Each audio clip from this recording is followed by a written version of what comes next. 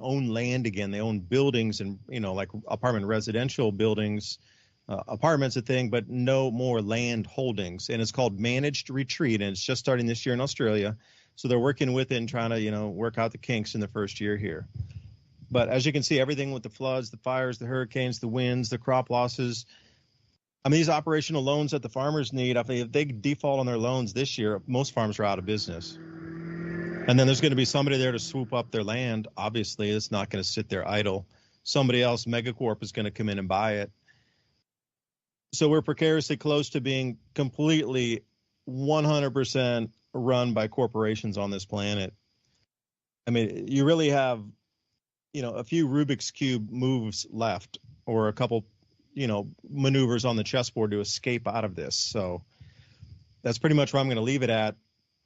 It seems to be a concerted effort through all conglomerates to raise the rates past affordability, remove the insurability of areas by declaring them XYZ. And, sure, lo and hold, these corporations are going to own everything. You will own nothing. And I sure am not going to be happy, and I'm going to go kicking and screaming, and I'm going to try to deliver messaging so we can stop this before it even starts. And, Ryan was going to say, so he was talking about Europe, and Ryan, I know he wanted to chime in about Europe for a second. Here you go. Well, before we get on to that, I can just add something also on top of what we were just saying, something that came to mind when Ransom, you were just talking about the hurricane coming down over to Texas. Is we had a lot of people move to Texas and Florida over the last couple of years. I got friends down there in both Texas and Florida, and they're constantly talking about, and you see it here in Tennessee too. They're constantly talking about like the crazy influx of people and first responders having trouble with things, traffic having trouble with things. You saw Ron DeSantis like last year was having a big issue with the whole insurance scandal with all the Florida people. So if the hurricane does come, you'll have a lot of people from like California, New York, Michigan, whatever, who've never been in a hurricane before. And so you have the people who've been in Texas or Florida like for years and years and been through all these hurricanes. Then you'll have the people that just showed up and bought the crappy house in the block with the bad foundations and have insurance issues there. And I could totally see that happening, adding, an extra layer on top of all that. And then going on to what David was just saying with the insurance, coming in, the wealthy corporate people coming to buy your farms and everything. The next big thing, and I was doing a bunch of research on this because it's kind of my industry, but, agriculture robots are really coming on pretty strong. John Deere's pretty much gobbling all them up, all these little startups. But they're getting to the point where they're just going to, farmers are going to start, foreclosing, and the corporations are going to buy them, and they got a whole new line of robots. And, like John Deere like names all their equipment after like different types of animals and stuff. They're doing the same thing with the robots. And those robots, you don't even own them. Like they call it RAAS. It's robot as a service. It's like you will own nothing and be happy. You just like lease the robot for X amount of time, and that'll work on the place. So some corporation's just going to say like, hey, we own this land for this X amount of time, and we can get this amount of money by leasing these robots, and it just becomes another income stream. So what do you think, Ransom? Absolutely. I've talked about that before, and I don't think a lot of people are seeing it coming, the progression of these products that are coming out. And the first generations, they may have some faults, but they're going to fix those. And I've seen the demonstrations, especially from John Deere. Not only do they have AI-controlled robots, they have remote robots, so they can use that service and have a person do the work remotely. And that, as far as farming goes, I've seen almost every kind of robot that does anything that the human can do on the farm. And it's really scary, which means that these conglomerate, mega corporations are going to rely on their AI workforce, which, that's bad for everybody, obviously, because then they will have a complete monopoly on the food sources for the planet. And I think that's part of what's, I predicted this little skirmish over here between Russia and Ukraine was going to be the first robotic war that we were going to see that. And that's, just progressing. And it's in all fields, from sales There's going to be fake people. Matter of fact, I just had a water heater incident that flooded my house, and I had to get a new hot water heater.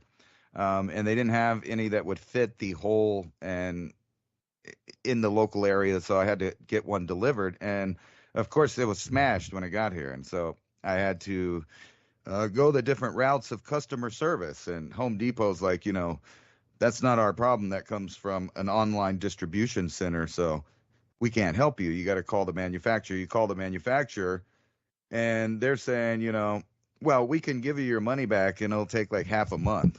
Or we can deliver you a new one, which will take half a month. So you're stuck in there, and like you had everything planned for just in time, because that's what that is.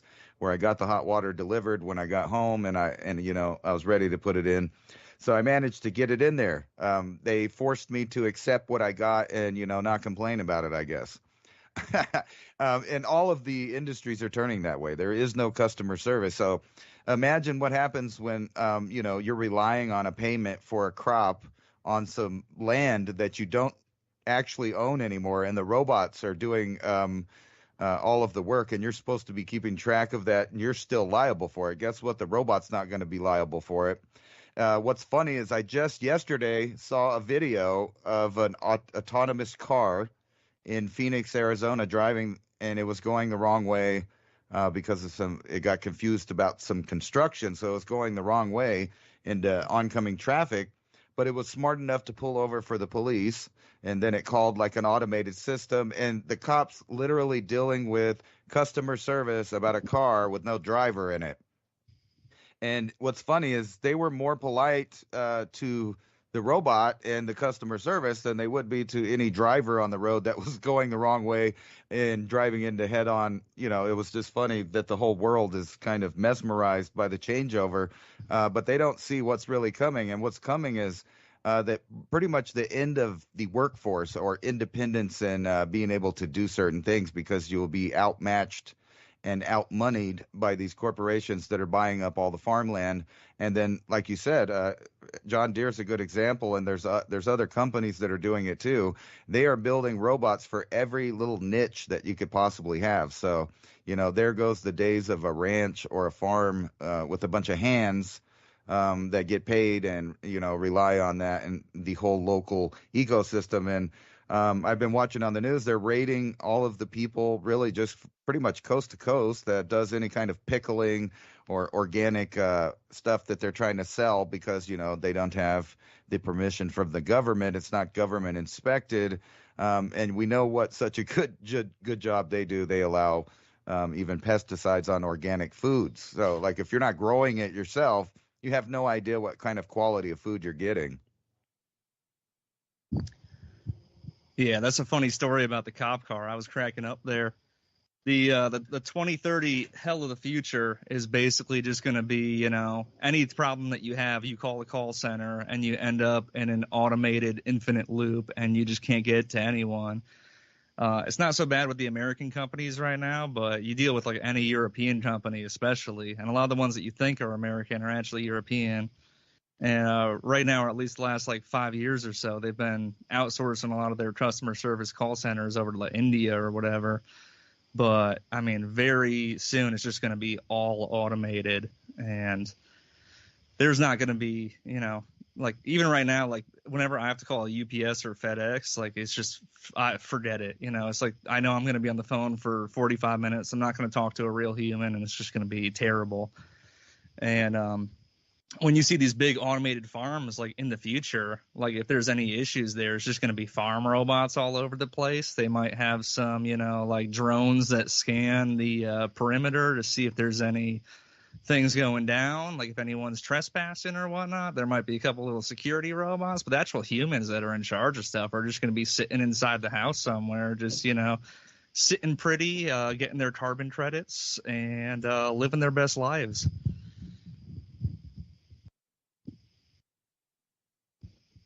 David, you want to jump in here?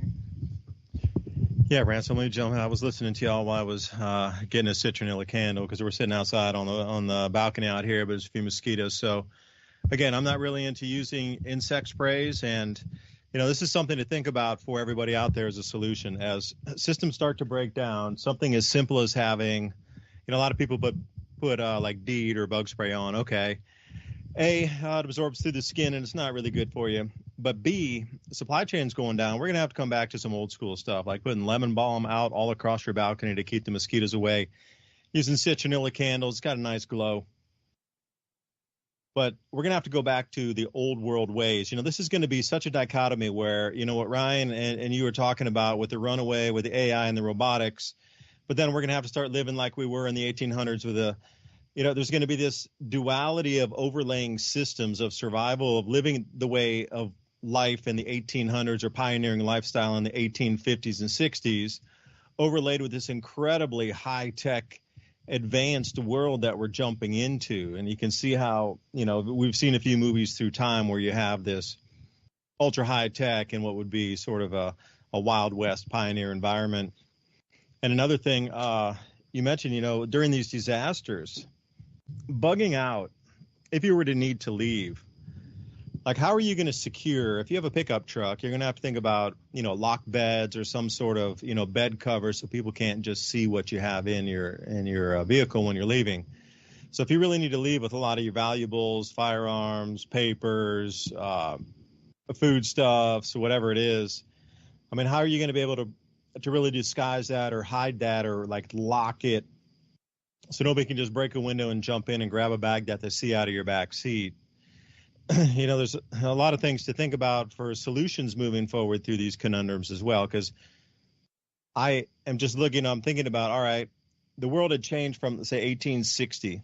We came off the dual monetary standard of gold and silver, which were both used in society. Civil War reset everything, and then we came into what you consider the Nikola Tesla, these era of electric cars back in the 1880s, and the central banks started early 1900s. We come into World War I, incredibly low solar activity, and then suddenly it shifted again. And then we come into the Roaring 20s, the 30s collapse, and then we're into World War II. But that whole way of life changed also. You got to think, up until 1940, 1945, nobody had air conditioning. Nobody had televisions. That was a brand new era. And I remember my grandparents talking about this because we would watch, me and my sister, when we stayed out at their farm, because all the kids would go stay with the grandparents and, help repaint they had a big house, right? Like a big farmhouse. We had to help, all the cousins would get out there and we'd all repaint their house. Not every summer, but a few summers. But we'd always at least go once a year and stay with them because it's kind of fun. Out there, they had pond and all kind of things kids love to do. We used to actually go outside and not playing video games back then, right? A different kind of world. But I remember my grandparents always saying, "Why do you always watch TV? You guys, this is a whole different." They couldn't understand the shift of the world either, just as much as we can't understand it now. What the shift is occurring, the 1940s, the shift of that world of agrarian moving from the farms into the cities. Getting this technology, this new technology called air conditioners, where everybody could get in their houses and not sit on the front porch and talk with their neighbors anymore. Because you go to the older neighborhoods, high crime areas now, but the older neighborhoods that have been abandoned from the 1930s and 40s, they all have those huge balconies where you could see down the entire street, everybody's balcony. They could have seen from stem to stern all the way down. Well, everybody used to sit out every night because they didn't have air con. And that was like part of the society at the time. Well, now we have aircon. Imagine that change coming in where most people did not live in a city. 90% of the people lived in the countryside or farming areas or rural areas in the 1920s and 30s. And then this massive shift after World War II was just as much as of a shift we're seeing now. It moved from 90% of the people living in farms and rural areas into that they were being pushed into cities. The mechanization went from factory assembly lines after World War II. Again, the air conditioning was the thing that changed society most. The television also came into be, radio stations, and this was flipping people on their heads at that time. And then we come into the 60s flower power revolution. It is no different than what we're seeing today with all the ideologies being twisted around. Like that quick 20-year period of time from 45 to 65 is the same thing that we've pretty much experienced from like 2015 to 25, probably for the next 5 or 6 years, we'll experience it as well. As much as their lives changed after World War II, of all those things I just described, we are in it, but just in a different iteration of the exact same massive amount of change that flipped society on its head and reassembled it in a different way to prepare it for the next world. Because nobody knew, and I'll say one last thing, Ransom, is nobody had credit cards. Like, we had to learn what credit cards were. Nobody had debit cards. At the best, you travel with traveler's checks, right? But now we have digital currencies, cryptocurrencies, central bank digital currencies, everything digitized, real world assets. They're trying to assign value, put it on the blockchain. They're going to run a bunch of smart contracts with it for ownership of that asset and assign actual value to it. It probably won't be in dollars. It'll probably be priced on Ethereum or Bitcoin equivalent to that, because there's going to be no way that fiat's going to be pegged to this new system. It's going to be something else, grams of gold perhaps, whatever that new peg is going to be. But see, we're going to have to learn all these new systems as much as our grandparents, if you're that old, can remember that switch of systems after World War II into this new world that we understand. But we just take it as like common, it's everyday life for us. But back then it was traumatic. I mean, absolutely terrorizing and traumatic for most of the population to shift, and that much technology and that much of a cultural shift at the same time. And I'm going to leave it there. Yeah, that air conditioner's like life support nowadays. When I went down to Houston, it reminded me how humid it was there, and like I hated it because I live in the desert and it gets hot here, but it never gets moist where you have to deal with it. I couldn't imagine dealing with all the fungus and the bugs and all that. And you were talking about those mosquitoes, man; they were in swarms. Because that storm just went through the Houston area with all the flooding, and there was just massive amounts of mosquitoes everywhere. And we know that some people are tinkering with those. I don't know how far they've gotten with that, but we know that they've released some out there. So no telling in the next decade, what kind of sicknesses arise from just being outside. It seems like that's the whole direction of everything, is to keep people in these little cells that we call our homes. And ironic, you were talking about the radio and television, because this fire and the flooding knocked out the translators on top of the mountain that broadcast over the mountain into the valleys and give everyone their local news and all that. There's about like 20 channels or so that you could get through the airwaves. They weren't getting that because the translator was knocked out. So they're just getting nothing, no information. So you can imagine if you don't have something really stable like Starlink or something that has nothing to do with other networks, you would be out of information immediately, especially if the city gets theirs from a satellite as well. So if the power goes out, you don't have any internet and there's no television, even if you're running stuff. It's kind of bizarre that some of these old systems, there's a lot of people out there that still rely on that.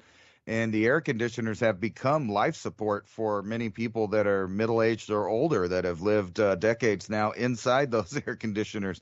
And when they turn off, unfortunately, a lot of people just die because they're not used to dealing with outside. That's something that, I've always found important right here in the desert. And, I go on these trips way out in the middle of nowhere with just a bottle of water. And I can do that only because I've done it since I was a kid, but lots of people just die from doing that. They're not used to it. They go out there, they evaporate all their water out of their body, and they weren't prepared for the environment change. And it was kind of like that in reverse when I went down there to Houston. But those people in Texas should have, an escape path if you live anywhere on the coast, and go bags and provisions that you would need while you're gone, because you might come back to not having any property at all.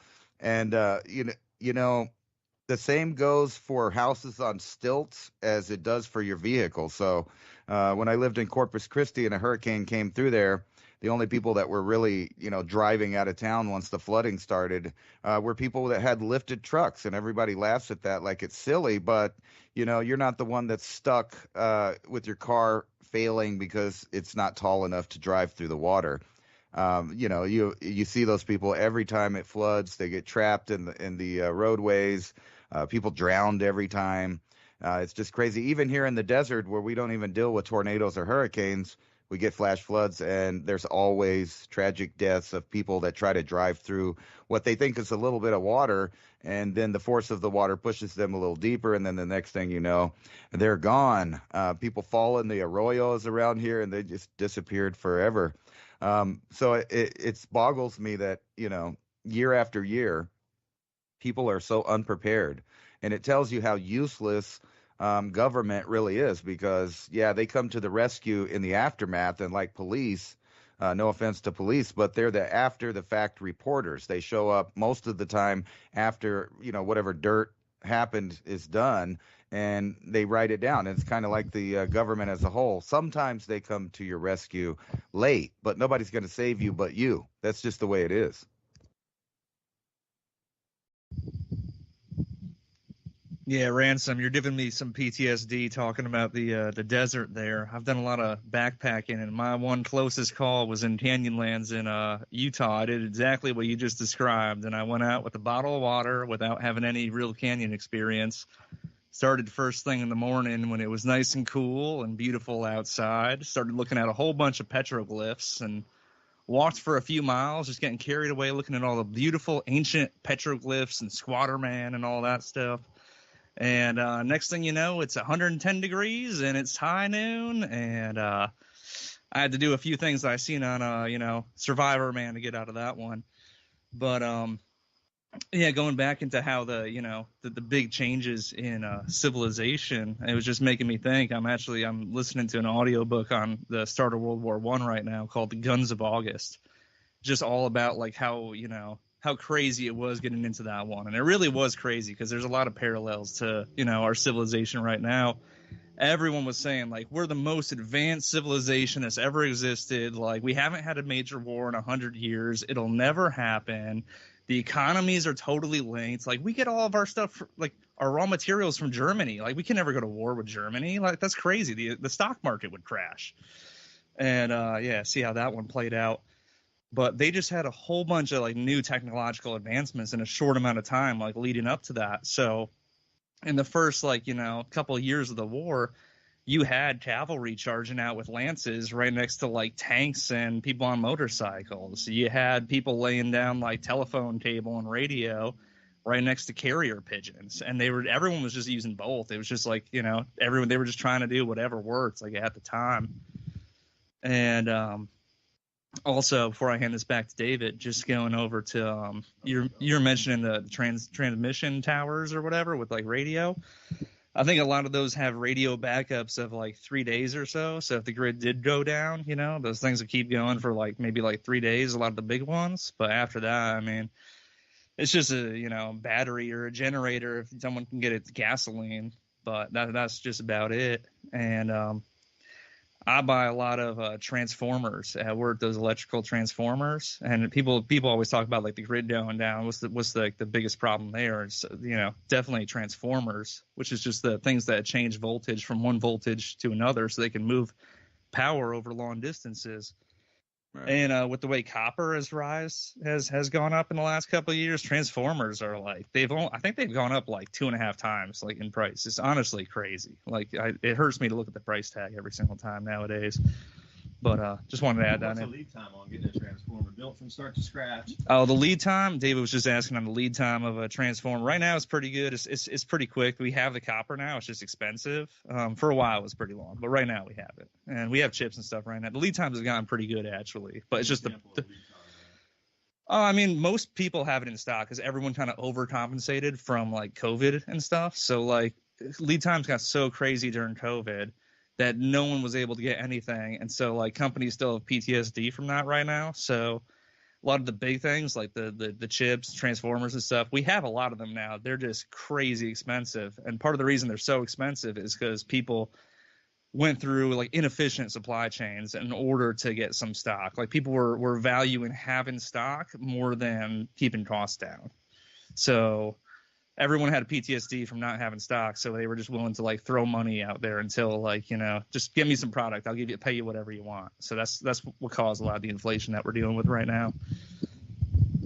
Yeah, and Ryan and I we were talking earlier, having some grill out here, and he was telling me going on network versus what you talked about, archaic in-house system, non-connectivity.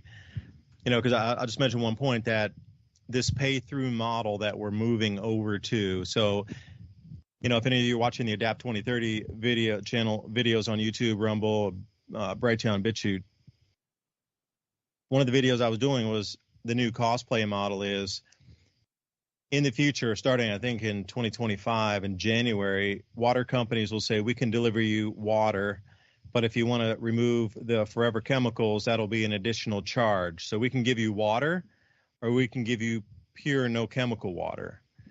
All right, so you're gonna have to pay for that. And then also with Ukraine coming out, there's $50 billion to rebuild their power infrastructure there. And they are not going, as far as I know, now it could change, but as far as the article, the way it was read, the way I interpreted it was, they were not going to completely reconstruct the entire grid as it was before this war. What they were going to have people do was put $4,000 to $5,000 of solar panel on each individual home as an out of cost per person, per household, or whatever it is for the house. And that was going to supplement the grid. They were going to rebuild it to a point, but off a main trunk line, you're on your own after that. So what they're forcing people to do is then not even rebuild the grid on a degraded grid or destroyed grid. You're totally responsible for your own power production now, and you're going to have to pay for it. And you're going to have to pay for your own clean water. So we're moving to this pay for play. And a lot of times when we're talking about central bank digital currencies and compliance, comfort is a better term. If you don't comply, you don't get the comforts. Basically, just like they do in China, they cut you off. You can't take a train, you can't take a plane, you can't get a job, you can't rent a house if you have the wrong mentality in the society. It's comfort compliance. It's not really pain compliance, comfort compliance. So here we come again. Now, this entire shift that might be occurring or is occurring in Europe, I'm not going to put words in his mouth, but if you could speak to that just for a second, and then I know Ransom's going to jump on this like a duck on a June bug, as they say down here in the Southeast. Don't get me started on ducks here, David. Geese too. But I was just telling David earlier, I was at just a little event in my industry, and I was talking to someone who's he's from a German company, one of the main ones when it comes to like PLCs, programmable logic controllers. They're the little industrial computers that control all the industrial automation, production lines, manufacturing lines. And so he was telling me what they're doing over in Europe, and it's honestly it's pretty different from what we're doing in America right now. But and this includes the UK as well, even though they technically left Europe. But he says starting 2026, so 2 years from now, they got about a year and a half, every new manufacturing line, every new assembly line, if it has robotics, if it has automation at all, like any logic or actuators, conveyors, whatever, it has to be networked. Explain that to the So that means that everything needs to be able to talk to everything else, because it's part of their big like industry 4.0 like Internet of Things. They want any tech operator or any like CEO or government regulator to be able to walk up into the plant and just poke their smartphone or their tablet at that assembly line and be able to gather data from it, basically, is what they want. And so by 2026, I mean, a lot of the stuff that we make at my job, it's honestly, it's dumb automation. Like it works good, it does its job, but like you can't like gather data off it like that. And that's how a lot of the assembly lines are and when it comes to the United States of America. But over in Europe, they by 2026, you just point your tablet at it, gathers data off it and everything. And so right now, it's a big trend is they're scrambling in my industry to find people with skills in networking and cybersecurity, because there's a lot of executives that are terrified of cyber attacks on assembly manufacturing lines. So that's kind of what I was hearing, from a relatively very high up person in the industry, and they're worried about that right now. So I'm wondering, Ransom, along with this, is this another thing to, if a certain company doesn't agree with the DEI or go along with the certain mandates that society is supposed to abide by, then their manufacturing lines are shut down, and then because of the shutdown, then their share prices fall, and people no longer want to invest in the company, and this is a penalization for the companies who don't want to adhere to, because you see a lot of people pulling out of all these, green mandates, a DEI, all these kind of things. There's a lot of companies pulling back right now. And was a Tractor Supply was just the latest DEI renege on that. They're like, hey, we're out of here. We're losing too much money. Good old boys don't want to, and all those people died of the South. They're stopping to buy from our company because they're just like, Northeast, cool. California, they had some increased sales, but the rest of the country, they were decreasing in sales because they're like, if you're going to play this game, they Bud Lighted them. So they're like, okay, sorry, we understand the conundrum we're in. Okay, we're not going to do that anymore, and we're going to just pull back from all these mandates and thing. Now, with what you just told me, they're not going to be able to, because if it's all automated network, then whatever you do, then they can pull the strings on you. Depends on the lawmakers. Damn. Ransom, they got us coming and going. How do you think you could work your way around this conundrum here? Work your way out of this. How do you work your way out of it as a company? Yeah, that's a hard thing, because think about it. If you have a company and almost all your employees are robotic, nobody's going to be claiming they got offended because somebody called them the wrong word at the wrong time in the wrong way.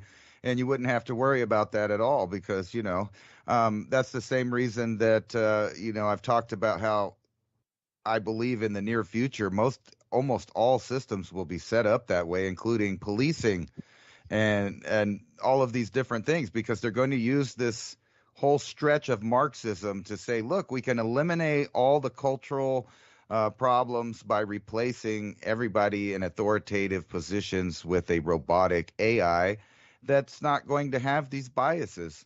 And, if your factory's got all robots, you're not going to have to worry about if you hired the right percentage of the right people, or if people are going to get mad because there's too many men versus women, or any of that stuff. Because guess what? The robot's just going to work until it breaks, and then someone's going to come in and they're going to fix it. And then eventually it'll be a robot that comes in to fix the other robot. And then I don't know, I'm not saying that's exactly tomorrow, but I can see that within the next 20 years being a reality in most companies. Because if we've come up with this much ingenuity to create robots that take the human niche out of things, then obviously they're going to progress in a way that they get upgraded to fix themselves. And that's where it kind of gets into the dystopic future, because without hackers, and this is a good reason that these companies are worried about this, is because that will be the only revolutionary act in the future when everything is automated and controlled by AI, is people that know code, programming, robotics, and things to throw cogs in the wheel, to stop the machine from overtaking everything. That would be the only way out of that, if that system actually took a foothold and got in control. The other option is vote with your dollar and start, go back to old ways, and but that's just not cost effective for companies. So they're going to go with the cheapest futuristic way they can. And so far, just like with the minimum wage debacle, guess what happens? Robots come in and start flipping the burgers. Robots start taking the orders. Robots aren't going to get mad because you said something to them. And, if you didn't get pickles on your burger, you can talk to the robot about it because nobody else cares. That's just kind of the way things are going. And you can see that there's not much that we can do except for vote with our dollars. So if there's a place that hires real people and they make real hamburgers out of real meat, you might want to shop there, and you might want to keep going there. But they might shut those people down because some kind of health risk, or, perceived injustice, or, the number of ways is increasing on how they're destroying business, but not all business, not big business, not worldwide business. They want to destroy the local economies because they know that that's the way that you can control everything. If you can get the local economy under control, that means nobody's growing, nobody's selling, nobody's doing anything without your say so, then you have a control on it. So that's what we have to do, is take control of every aspect of this thing. You don't want to go shop at McDonald's because you didn't want a robot to make your meal. with some beyond belief meat or something like that. I was watching this funny thing. I don't know if it's true, but I think one of the hot dog eating contest guys got banned because he let one of those vegetarian hot dog companies give him a sponsorship, and they just banned him out of it because, they're about the real hot dog flavor that only has 2% human DNA in it on average. I don't know if you've seen that, but our food's tainted. There's no other way to put it. And what's the quality? I already don't trust humans in the chain. And there might be something to be said about robotic automation in food, but then again, who's the human inspectors? Who's the people there to know, that something's not right before it gets out? I don't know how they're going to do all of that. Are they going to have robot testers to eat the food to know if it's good or not? And maybe just get rid of you, and then they won't have to produce so much food in the first place. And I think that's what the real plan is, and that's why we see Europe lining up to have a third world war. And, you see all of these attacks on the farmers. Why would they go after the food right before a major combat if they're worried about combat? Because they are. That's why they're bringing up conscription laws, if I could talk, in different countries. And everybody's getting ready to be able to ask for your 18 to 26-year-old fertile human beings to kind of sacrifice to the cause there. And then it'll be robots when there's no more kids to go. And that's what we're dealing with. And it's already like that on the battlefield now.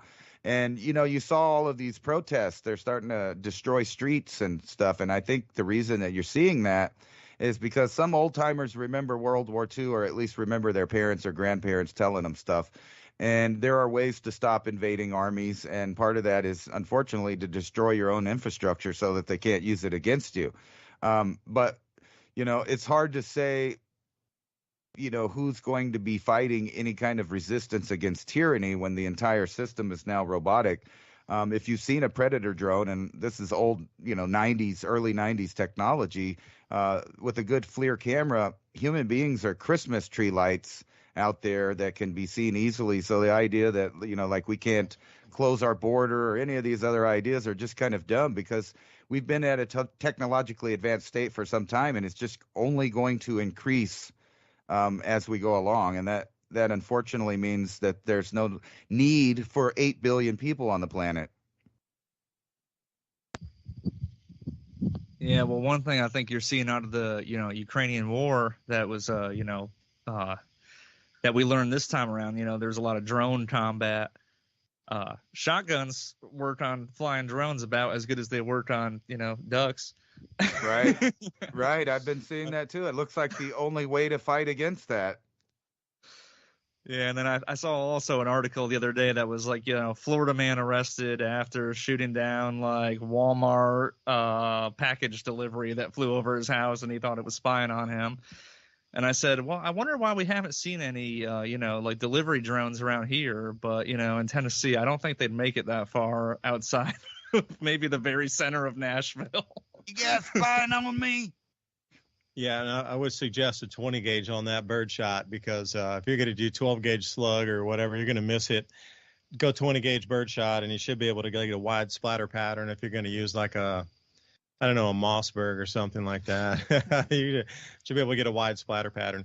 But, these are things to think about. I mean, either hunting or, what kind of world is it where we're having this conversation? I really wanted to say this with a straight thing. Like 20 years ago, if we were sitting around having this type of conversation, they would have actually asked us politely to go to an insane asylum, right?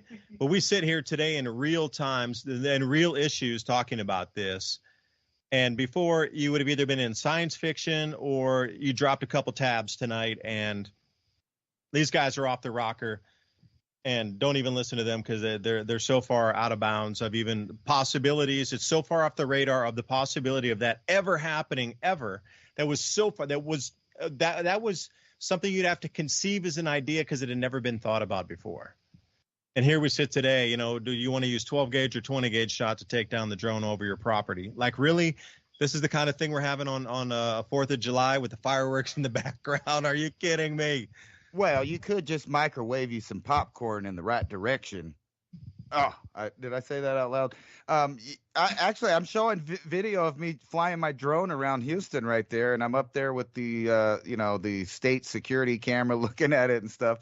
I know the potential of drones. I've flown them in some pretty tight spaces. They're not hard. Any Gen X kid that grew up playing any of the video game systems, Nintendo all the way up to, PlayStation and Xbox or whatever, knows how to fly a drone right away, immediately.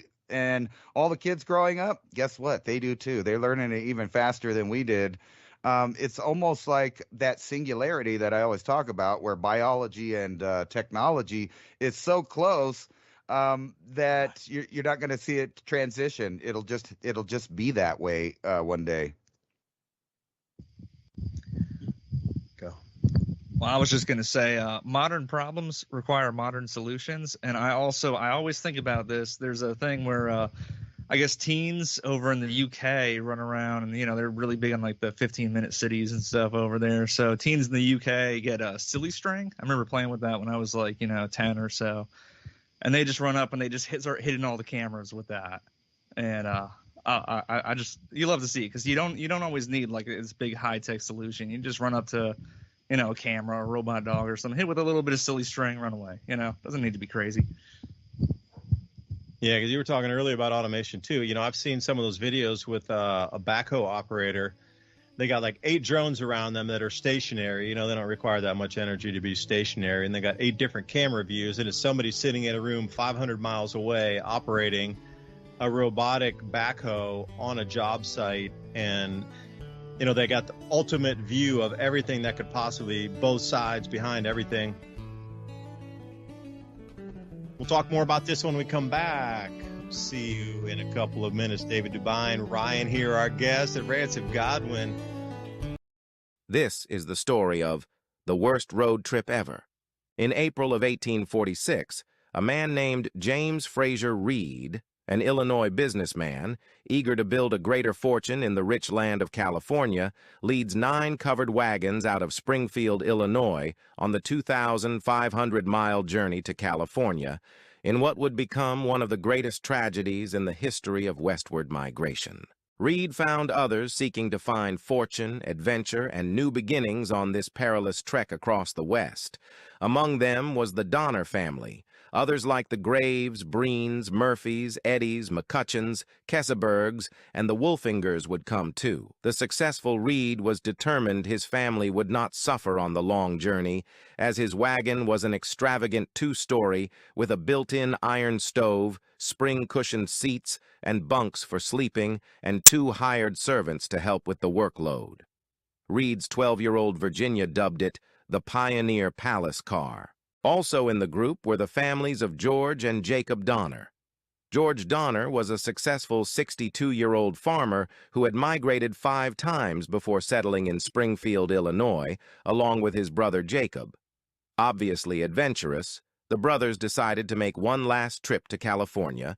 At the bottom of Jacob Donner's saddlebag was a copy of Lansford Hastings's Emigrant's Guide, with its tantalizing talk of a faster route to the Garden of the Earth. It's tough, but the going's good. Tamsin Donner writes in her journal, "I could never have believed we could have traveled so far with so little difficulty. Indeed, if we do not experience anything worse, I shall say the trouble is all in getting started, but as leader of the wagon train, Tamsin's husband George Donner is aware there's one final obstacle to their journey, the Sierra Nevada, with peaks up to 14,000 feet. It's known if you fail to clear the mountain passes before the first snow falls, the repercussions and results can be both horrifying and deadly.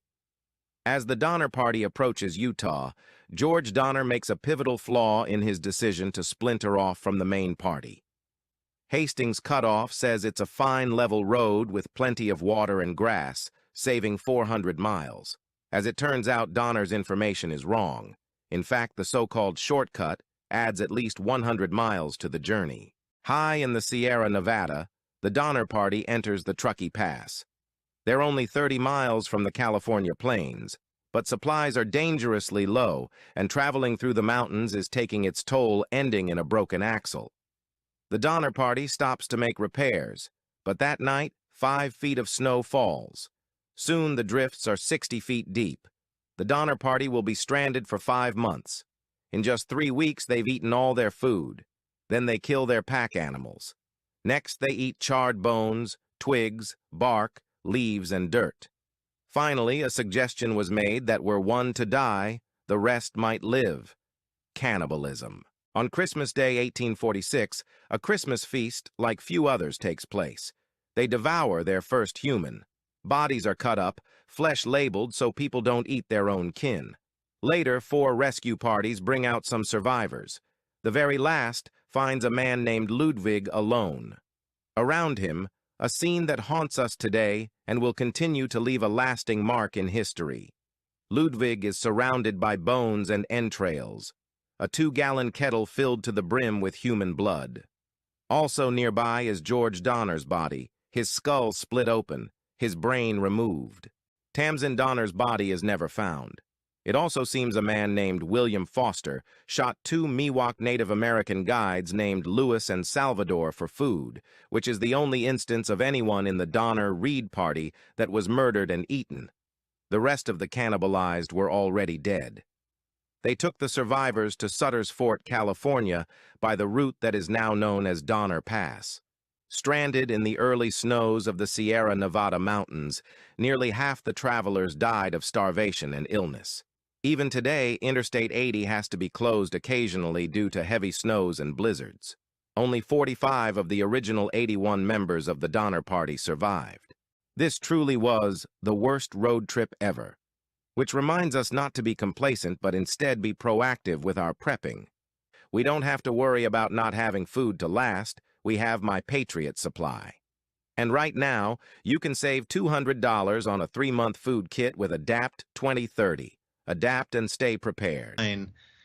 The automated systems for manufacturing for most American automotive lines here in the Southeast U.S. on custom robotics. Like, that's the level that he's at in the custom design space for robotics. So he understands the industry and he sees a lot of synchronicities in terms of like how society can be controlled.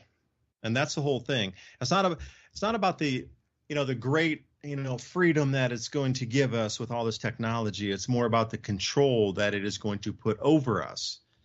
And once in that system, if you do not comply with that system, then that ease of life can be revoked from you. But he sees pretty clearly we're going for like the next 10 years in terms of the automation, the technology, and the specifics in the way that it's going to roll over into, because Ransom, he was going to answer your question for you, and he told me, hey, man, it's probes. When you said in the assembly line of food, like, right now we have USDA, and I know a guy who slaughters cattle, and believe it or not, the USDA inspector, they're not there to actually, like, quote unquote, test the meat like you think it is. They do that in some instances further down the lines in the processing facilities, not the butchers or the facilities that the cattle are harvested. What they're there to do is, the only thing they're there for on time is to make sure that the cattle can walk under their own power onto and into the chute where then they are dispatched. If they are so sick that they cannot walk up onto the chute themselves, then the inspector will say, nope, you can't harvest that one. You can't process that animal. But the USDA inspectors, they come in there 9 a.m. in the morning or whatever time they start processing, 7 a.m. And believe it or not, it's $355 per hour, 1 minute overtime that they need to work. So they're exact on 8 hours a day. And no, I didn't stutter. That's $355 an hour that they get paid for overtime, USDA inspectors.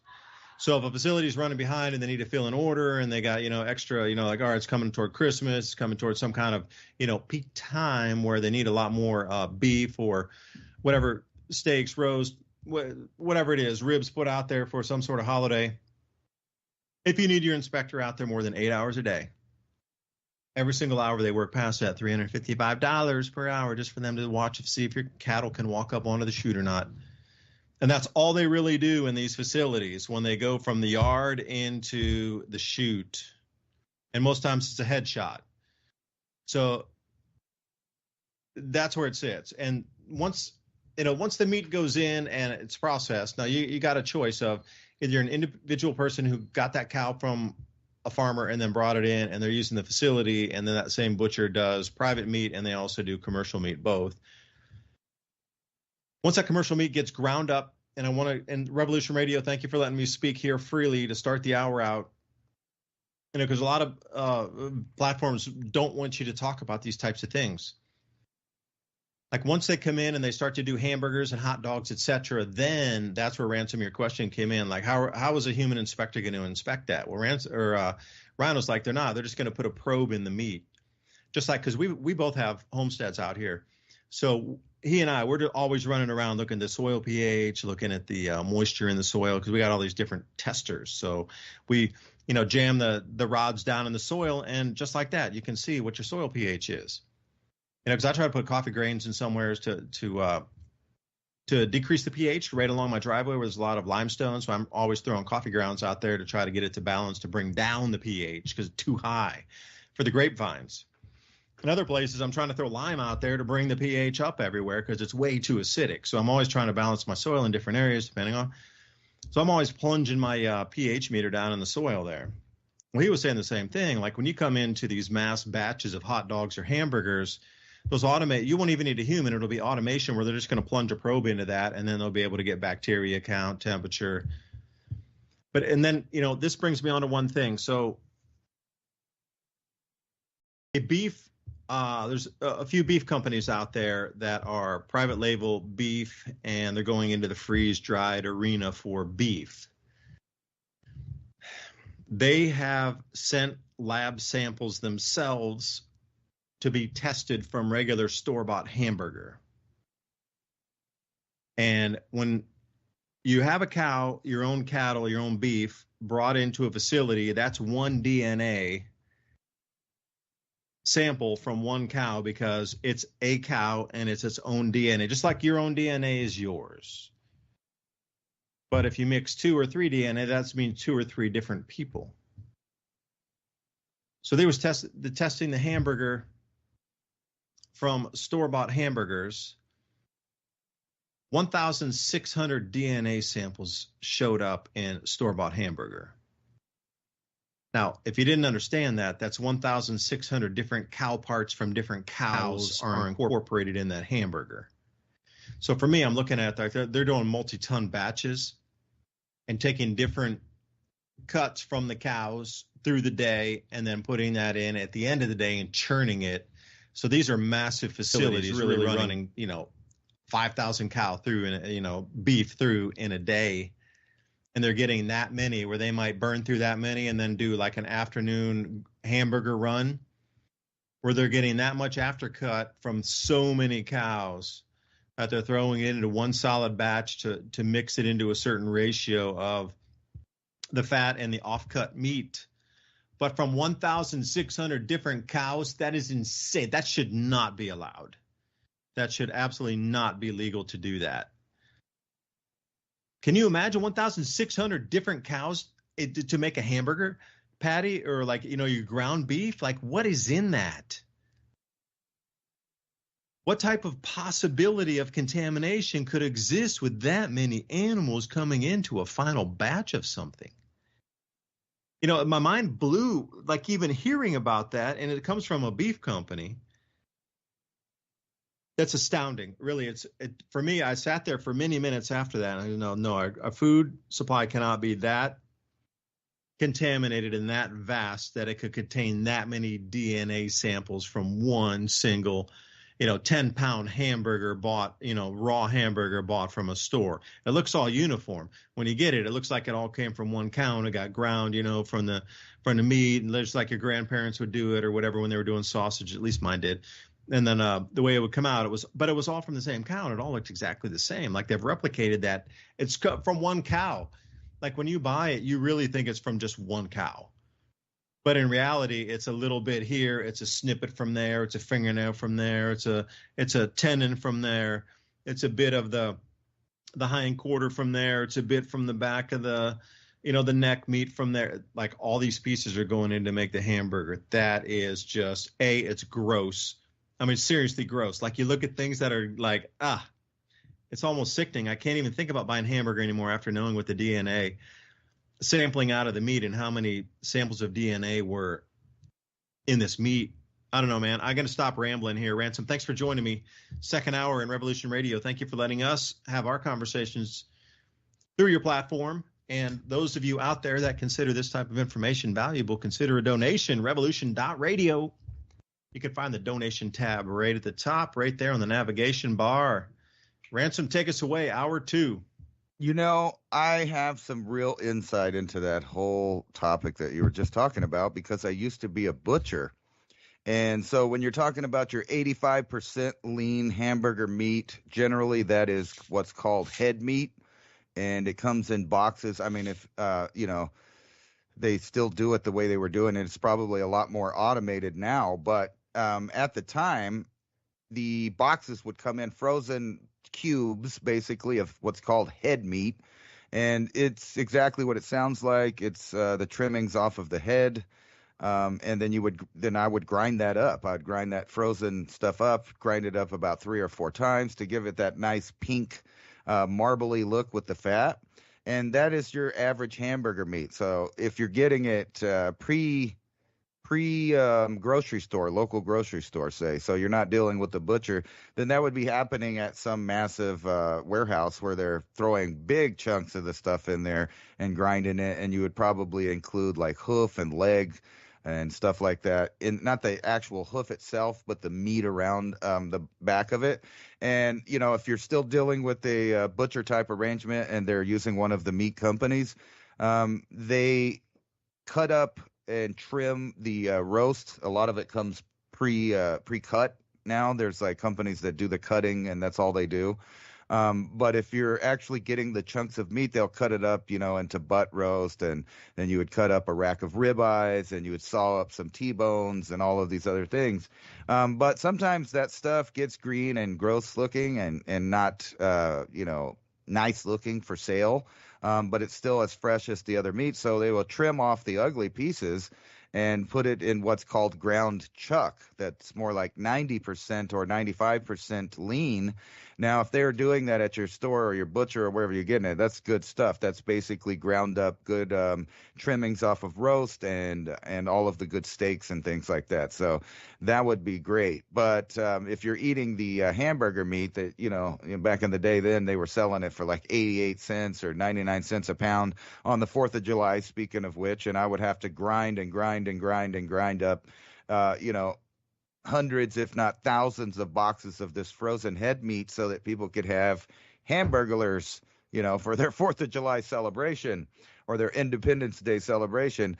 And a lot of gross stuff happens just on the grocery store side. It gets dropped in the floor with cleaning solutions and all kinds of different stuff. And that stuff goes out on the counter.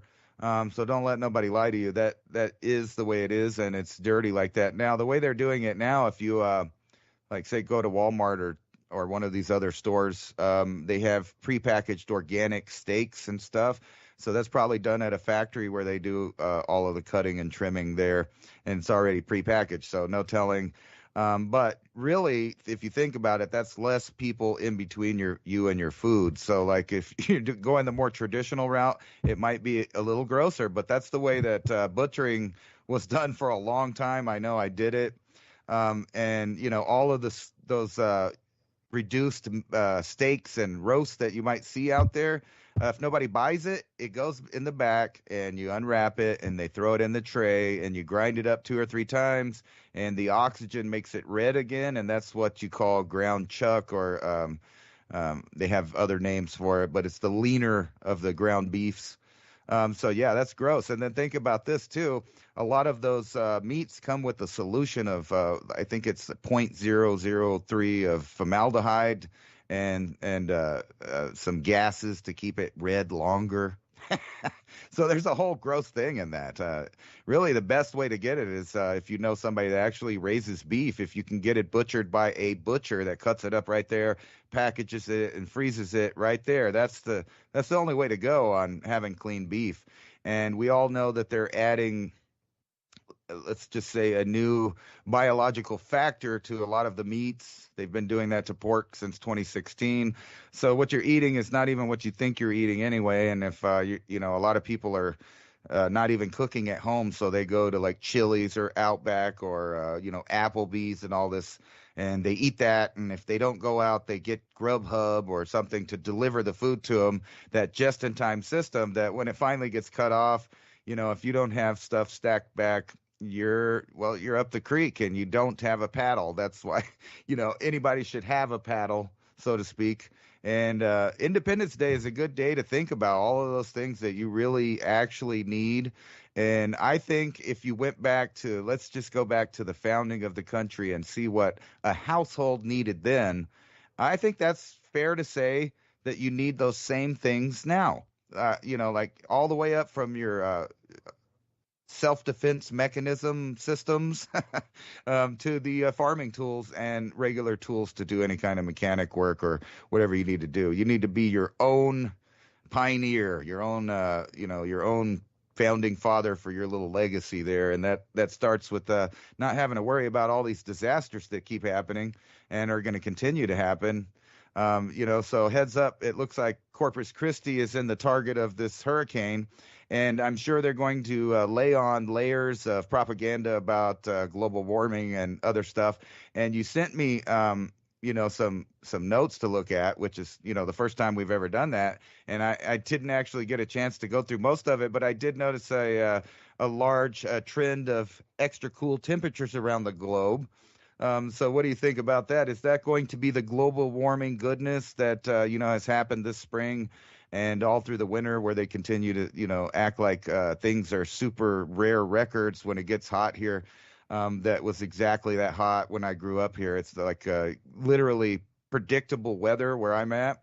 Monsoon season and lots of lightning and rain, and we get our little bit of rain at the 4th of July usually right here.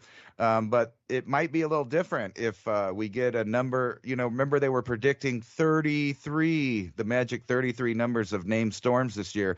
And won't this be the first one rolling up in here? And it looks like Corpus Christi and it's in the bullseye.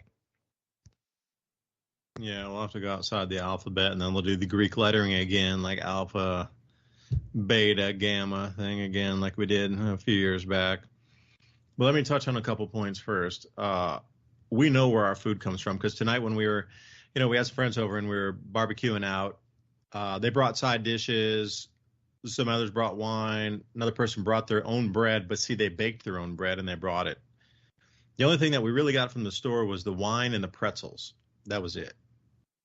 Everything else came from where we know, because almost all the packaging, I should say all the packaging that we had that we grilled out tonight's all said not for sale on it, because it was from a local butcher, from our own Amish where we took and butchered it. Another friend of ours, he hunts, so he had a butcher do the deer for them, backstrap. Deer meat also is mixed with lard, because, you know, deer meat's so lean. I mean, just almost no fat. So you can either choose to do tallow or lard with it. So they chose to do lard. But all the packaging, all, you know, nothing for sale. No weights. I mean, yeah, there's weights on it, but not like what used to come with a commercial label coming out of a supermarket. So almost even the potatoes that were done for the potato salad came from the Amish that had grown the potatoes over there. So everybody here pretty much buys local and they prepare their own stuff. So we knew where the meats came from. We knew where the deer meat the beef came from. Obviously, the potatoes, where that came from. The vegetable for the salad was grown. We had our own different kind of reds and green leaves that we put up for the salad. Somebody else baked the bread that they did themselves. And like I say, the only thing that was taken from a store was the pretzels and the white wine. It was a Pinot Grigio. That was it. Everything else was sourced locally, known where everything came from locally. So when you start to put this in perspective on like how different it is living out here in the countryside, it really, you know, you're going to have to start thinking like this, because we know where our food sources are. And, I pounded in, many a show before, but if you don't know where in an emergency you can find food supplies outside the supermarkets and outside this just-in-time delivery, that should be something that might be a solution that you'd want to put into play over the next week, because Independence Day it's almost like New Year. You need to start to think in a different way. It's almost like a resolution. I'm learning independence of thought of old programmed ideas need to break during this day also. That maybe that's what the fireworks are for, is to, bam, you break your old programming, independence from the old things that would hold you back or, keep you from achieving your greatness. And this whole just-in-time food delivery thing, I remember during COVID, everybody was like, well, fast food's so cheap. And, people started to rely on that like it was a right-handed crutch for them to go out and get fast food because of all the restrictions during COVID. And again, myself, I was at the bulk food aisles, and I remember that. And I'll tell you a personal story way back. Remember when the whole toilet paper thing was going on, or toilet paper shortage? I was in Costco. So for me, I was like, well, if everybody else is buying toilet paper, nah, I'm not going to buy. I need to be buying like foodstuffs. So the Costco got incredibly busy. Like I'd never seen that busy before. Like 10, 12 people standing in every single line. And every line there was, completely chock-a-block. And all of them had, people checking out at the time. And I remember looking around, and like 90% of the people just had carts stacked full of toilet paper, rolls of toilet paper, rolls of paper towel, anything paper was in their car. And I'm like the lunatic there with like bulk beans, bulk rice, olive oils, different kind of things I could bake at home, flour, 50-pound bags of sugar, 50-pound bag of flour. And I looked so out of place, rocking up with a bunch of I felt like I was in the 1860s coming back from like a general store somewhere, and all these lunatics are buying toilet paper. But they were looking at me like the lunatic, like, who is this insane dude who's not buying toilet paper? It's really just, and that was that whole time that everything was going around where food delivery, like you say, the Grubhub, the, Hotspot or whatever, I don't even know the company names because I never utilized their service. So forgive me if I don't know any of the names because I just never utilized it and I don't need it. So that is out of my radar of even knowing the names, except like Food Panda or Grubhub. That's as far as my, and Bolt over in Europe when we were in Croatia. I kept seeing a bunch of these Bolt bags go by. Like everybody was ordering at home still, even when we were traveling in Croatia. Bolt was another one. So think about it. Once that stops, and if the supermarkets go into a conundrum of not having enough credit to continue to operate. So I'm going to take you down like a little bit tricky road of economics here, but in a very easy to explain way. Everything runs on credit. Like you use your credit card and you're allowed to buy something, pay for it now, but you need to pay it back in the future, right? And they charge you interest on that. Well, farms operate the exact same way, and supermarkets operate the exact same way. They don't pay for a can of beans when it comes in on the spot. They usually pay like 30 days, 60 days, or in some cases, if they're lucky, 90, but most times it's 30 and 60 days out. If credit dries up, the supermarkets will absolutely go bare. There might be food out there, but unless they can get the credit to secure a chain of like Eagles or Piggly Wiggly or Kroger or whatever it is, on a national level where they're buying at that bulk and then can distribute it to their stores. If their availability for credit is somehow hindered, locked up, or stopped, that means the supermarkets go dry. And the same thing is happening with our farmers. And for those of you out there, please understand how this farming system works. They call it an operational loan, where farmers will get a loan in the beginning of the year to go out and get that petrol and get the seeds and get the fertilizer and get the repair equipment if they need, if their tractor's broken, or buy a new piece of equipment, new irrigation systems, get that money for the laborers or for the field hands or that sort of thing, farm hands for a better term. if they get devastated in their crops and their crop insurance can't cover their losses completely off of that operational loan, then they lose money to the point if they can't pay it back, then they lose their farms. And the reason I'm telling you that is not about if they could lose their farm, but if there's no credit available due to some sort of economic event, then we would be in a famine within 12 months here. Even in America, we would be in a famine here in America. There would be no way that our farmers could get what they need to plant in the fields. Credit is everything from your supermarket to the actual farms that operate to create the food that then goes to a factory that then gets somehow processed and sent to your supermarket. And you know, as Ransom mentioned, in the cattle industry, and if we go into the hogs and that sort of thing, or even up to the poultry with the chickens and the geese and the ducks and this sort of thing, without credit, that all stops literally on a dime. So you mentioned global cooling spots, and there are so many that have gone on in this last, the week before July, there were snows in Montana, snows in Canada, snow in Afghanistan, snow in Kashmir. And we start to look, snow in the Alps. But none of this really made the news. And you start to ask yourself, why? What's going on with this here? So we're getting this, it seems dovetailing economic woes, higher food prices, and then all these climate events happening. And like I mentioned before, that hotspot in the North Pacific created the conditions for the National Weather Service to issue the most northerly latitude thunderstorm warning ever issued in the history of the National Weather Service last week. They had half-inch hail in the Arctic, at the edge of the Arctic Circle, far north in Alaska, North Slope, thunderstorm warnings and half-inch hail.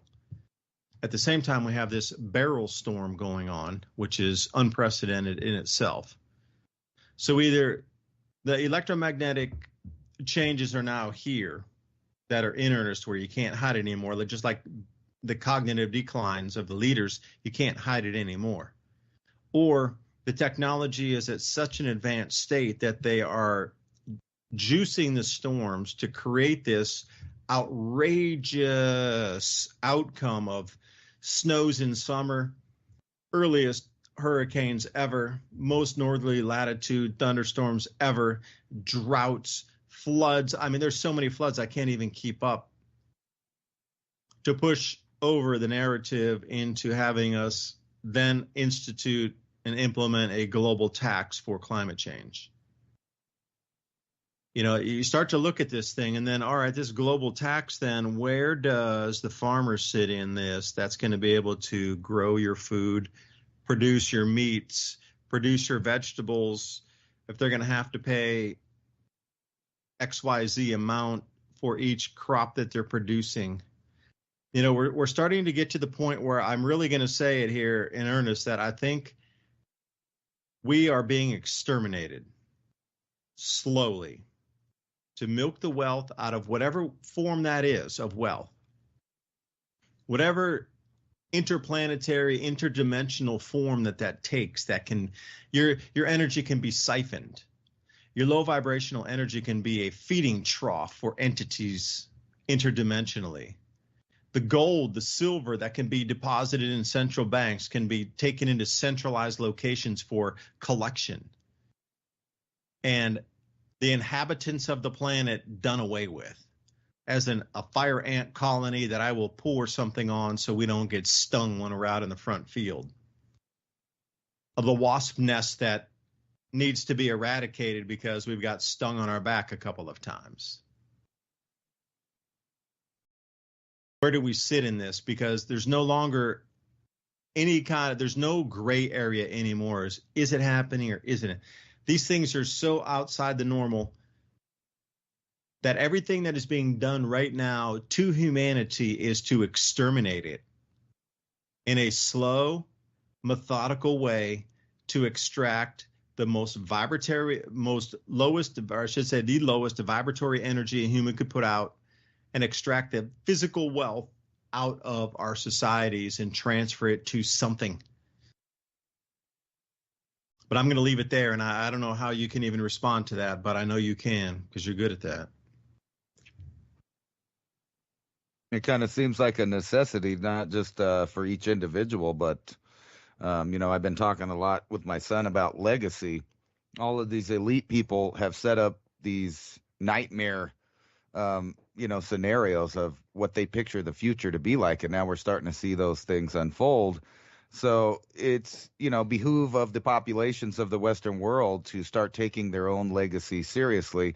And there's no other option to kind of start at the, so to speak, grassroots level. And I don't mean in politics and stuff. I mean with whatever property or resources you have, because if you treat the future as if things are going to happen, as if they've happened in the past, it's kind of hard to argue that there's going to be, upsets in society. I mean, it's bound to happen. And we've been very lucky here, other than natural disasters and a few world wars, a Great Depression and things like that.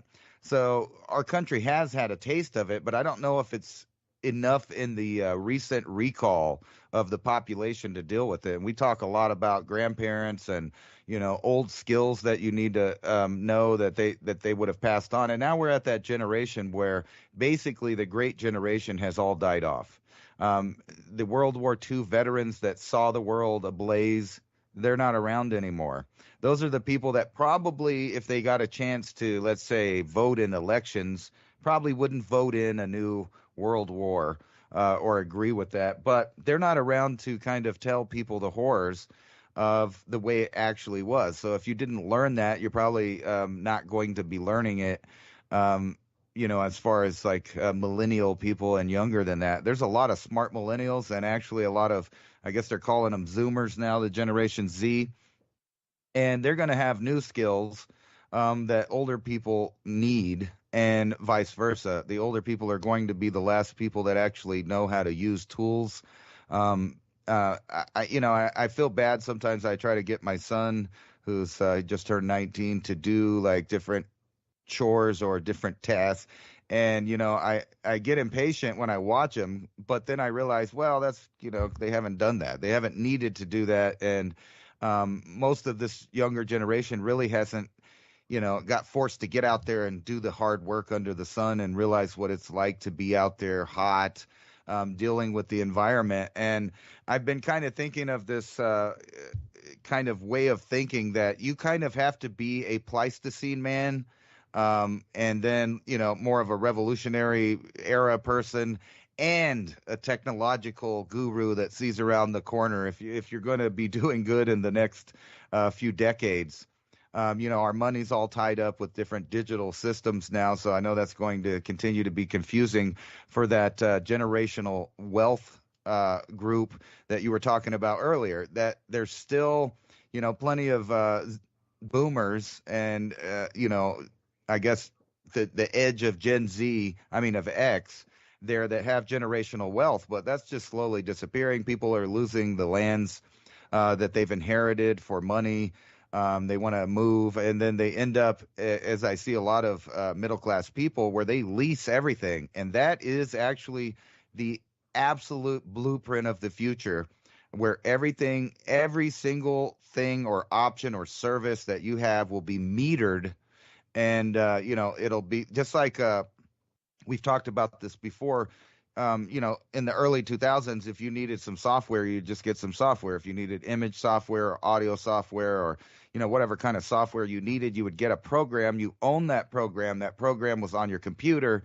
So even if you didn't have an internet connection or whatever, you had that program on your computer. All of the services now, all the way of the video, the audio, the AI, like there's tons of different applications out there, but all of them are going to the metered system.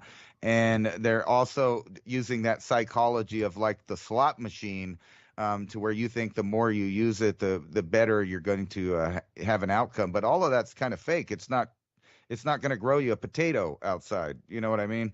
So people have to have their foot in the new world, but also have a firm foot planted in the old one, or they're not going to be able to navigate because the niches for the human domain are disappearing. And in fact, just like you said, they are killing us off. And all you have to do is look a little bit into food, medicine, and geopolitical situations around the world to realize that that's not, a sci-fi idea of a dystopic future. That's not a conspiracy theory. It's actually happening.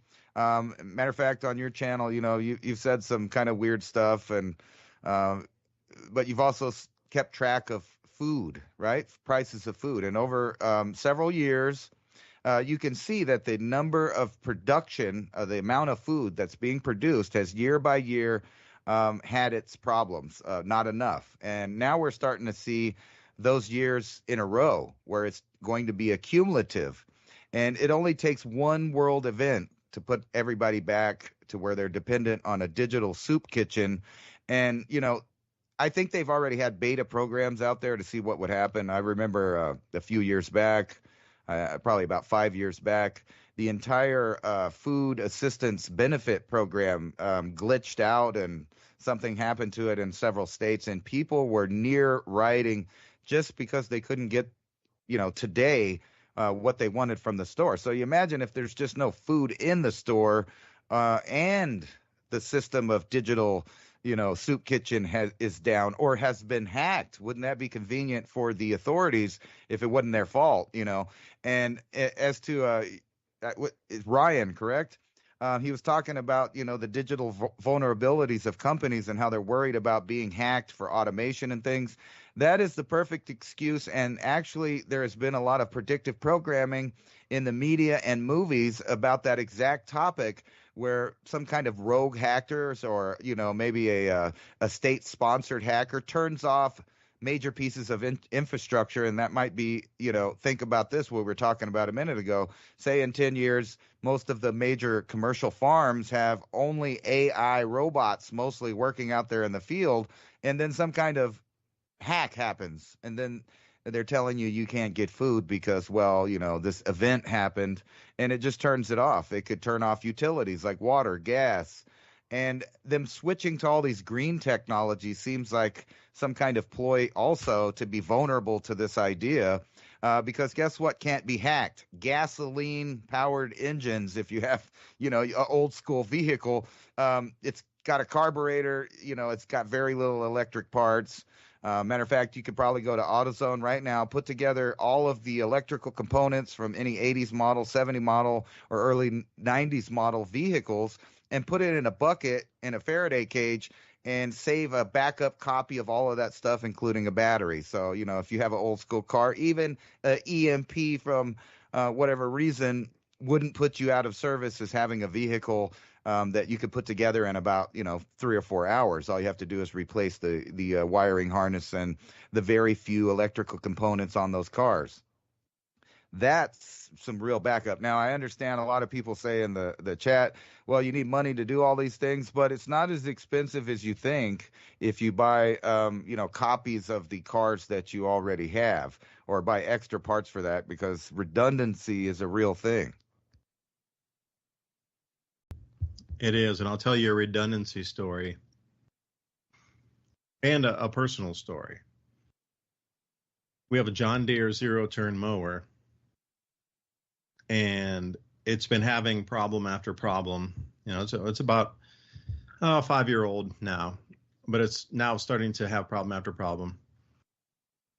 So every time it would break down, in the beginning, I had zero knowledge about anything. So when it doesn't start, okay. But my neighbor is really good another neighbor of ours is really good at fixing engines. So we'd come over and, we'd spend a couple hours and take things apart. And I literally knew nothing about taking a Briggs & Stratton motor apart, checking out the fuel lines, looking through the fuel filter, coming out to check out the wheelhouse and all these parts of the voltage regulator, and finally got down into the carburetor, and that seemed to be the big problem. So, taking the O-rings on the float bowl and taking the carburetor apart, all these things were so foreign to me. But after doing it so many times, because we had so many problems with our mower, I can literally almost, with some guidance, take that entire motor apart and put it back together myself again. Because at the end of it, speaking of the redundancy part, is I bought 2 new carburetor kits. I bought one because the reviews were, well, it might not fit exactly the 0 point, it might not fit exactly because it's a Briggs Strat and it's an aftermarket part. So I bought 2 in case one didn't fit, and then you know what, the first one fits, so I'm keeping the second one. And we didn't even have to adjust the valves or anything. But just understanding, because we took the carburetor apart a few times trying to figure out that float bowl, and it was the O-ring in there from all this ethanol in our fuel supply that ate through that O-ring, and then that's why the gas and oil were mixing. And then come to find out, the thing kept flooding, and that the float bowl didn't stop it. So then it's just nonstop problems with the fuel put into our motors to destroy the motor itself, bringing you onto some sort of battery-powered substitute. But to go back into that, the redundancy of it, having two is one and one is none, because I found the same thing with that voltage regulator. When we were repairing that, I went through 3, and I had 3 that I bought. We blew one out testing it. Another one I needed for the bush hog, which actually just happened to fit because it was a Briggs & Stratton motor too, and I'm still left with 1 extra now. So I got an extra spare of that. I got a whole carburetor repair kit. So I'm starting to find all these extra parts that if something were to happen, I almost have a full rebuild kit for the motor, except for the flywheel, of course. But the electrical system is something different. I repaired the battery a couple times, changed it out. There's been a few problems with the batteries. You're going to have problems with batteries. Don't think you can buy batteries and keep them forever. But one of the things I'm getting at is you're going to have to learn skills that you never thought you would learn before. And I hope it's a hopeful story, because I really knew zero. I mean, zero. Year and a half ago about repairing a motor, or even I would say, a year and a half ago, I knew nothing. Now I can change all the belts. I can, take all the blades off. I can do all this, take the tires off, replace the tires, do all these things, repair the motor, take it apart, put it back together again. And I learned all that. And this is what we're going to have to do is, if there's nobody out there that can repair it, you are either going to have a non-functional piece of equipment, or you're going to have to really learn how to repair your equipment. Because having a small homestead out here, things are broken down more than they work. Like weed eaters, the same thing. It's very simple. It's a smaller motor. You're in there, you're out of there so fast compared to like a riding mower. And then a bush hog mower too, like in that flywheel, part of the copper winding was missing. That's why it wasn't firing off.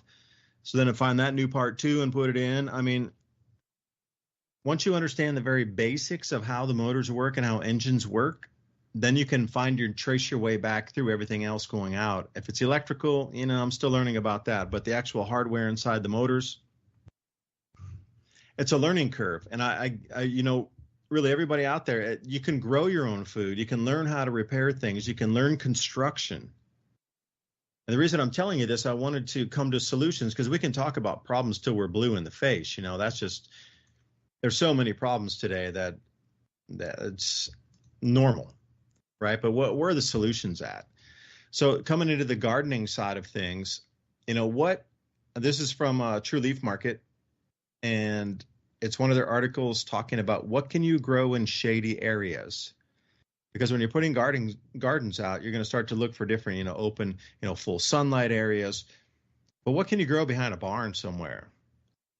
What can you grow over in that corner over there behind the house that doesn't get that much light?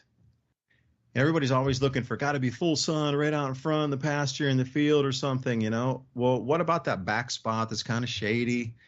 There's a space for there too that you can grow some amazingly healthy fruits and veg that you know exactly where your food's coming from. So let me read you the list here. Squash, tomatoes, cucumbers, and peppers. Melons also, different kind of melons. Now, these are what we consider the full sun type of varieties of things. Anything that's grown underground, like leeks, onions, root vegetables, like sugar beets, that sort of thing, these do well in shade. Now, other areas that like cold weather and also could be in a shade garden would be beans, bees, and herbs, especially, cilantro and these types of things. We never had good luck out in full sun with that. But if you put them behind some shade and shadow, and here's another list for you too: broccoli, cauliflower, and kohlrabi. And the thing we've grown all of these before, except leeks. That's the only thing on the list we have not grown before.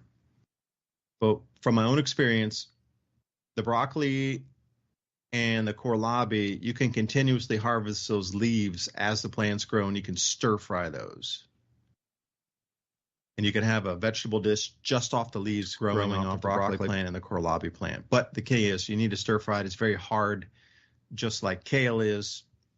But think about your list there. Again, I'll go through it. Leeks, onions, and any kind of root vegetable. And then beets, too. When they're growing, you can trim those leaves, and then you can make a stir fry out of the beet leaves. Nothing like the peas or the beans. Can't really do that. But, I just wanted to throw these shade-tolerant crops out there that you can throw behind the house somewhere in the shady area. Everything I learned about gardening, I learned from scratch. That's a whole nother thing. Everything I learned about repairing a motor, I learned from scratch.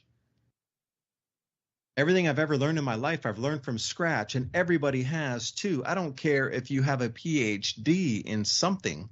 You started from scratch, literally from knowing nothing about the subject except your interest in it, and then you took the next step and you said, that's interesting, and I want to learn more, and I want to learn more. And that's the whole thing about our evolving world is, like Ransom said, we're going to need to step back into the 1850s again with one foot. But with the other foot, we're going to need to be in modern 2025 with this runaway, AI and technology world that we live in. But you're going to have to sit right squarely back into your fingers in the soil to know where your food comes from, because these worlds need to be divided with a huge, gigantic King Kong wall separating these two worlds, because that integrated world of tech and the food supply, you don't want to be anywhere close to that. You want to have your foot over there where you're growing and you're trading with your neighbors. Like I told you last time, Charlie, one of my neighbors, he's a master at growing broccoli. We grow broccolini, but he grows like full heads. Right now in the summertime, crazy heat, but he's got it in the right location. He waters it at the right times, like 2 hours a day. He's trying to tell me the right times to water and everything. I'm going to call him Broccoli Master. But they don't have any ducks or chickens, so we got eggs. But we don't have broccoli. So I rock down there with a dozen eggs, and he cuts me off a couple of heads of broccoli.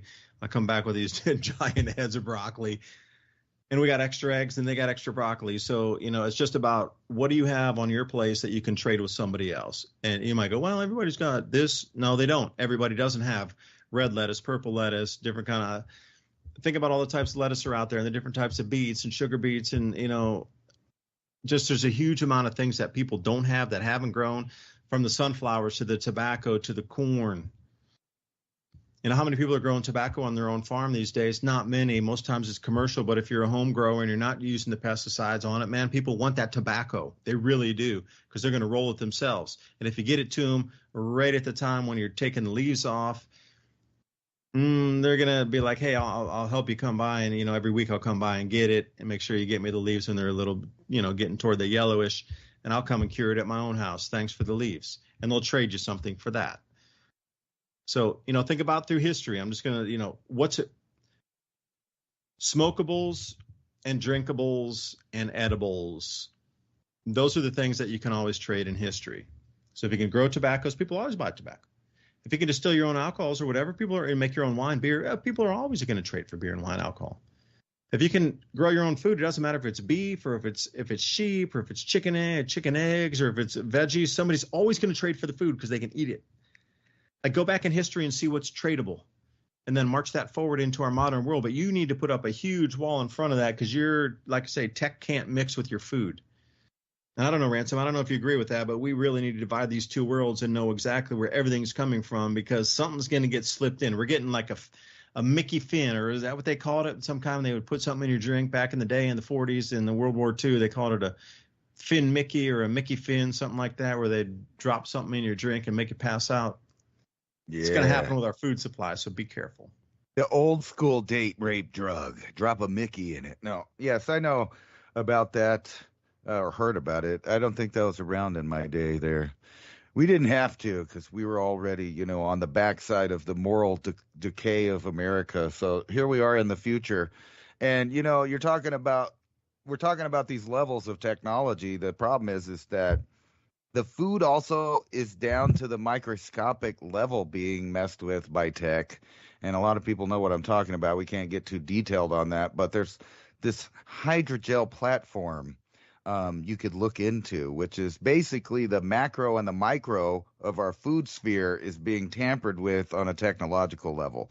So everything from its coding, so to speak, to how it's being grown and cultivated is being changed. So we have to be the stewards of our own future and grow our own thing. And, an idea I've been having is I've been thinking, if people start doing this, there's going to be little pockets of genetic, I guess, bottlenecks of people's seeds and stuff that they're growing, and they'll grow generations of that. A good idea I was thinking is, to meet a lot of other people that also grow some of the same plants you grow and do the seed exchange via the mail.